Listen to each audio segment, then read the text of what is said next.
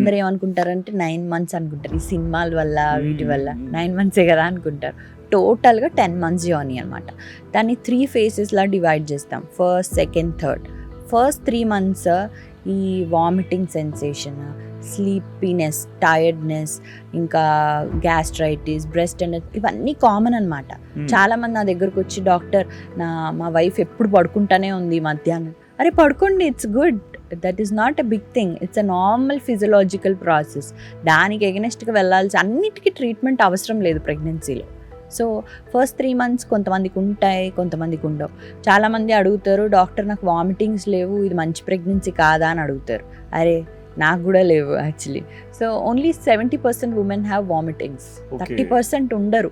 So మనం 30%లో ఉన్నాము and we should be very lucky. మనకు వామిటింగ్స్ లేవు, హ్యాపీగా అన్ని తినొచ్చు.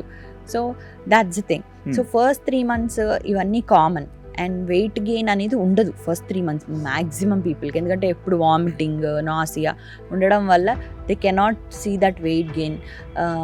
ఈ చేంజెస్ అన్నీ అర్థమయ్యి బాడీ అంత స్లోగా చేంజ్ అవుతూ ఉంటుంది అనమాట.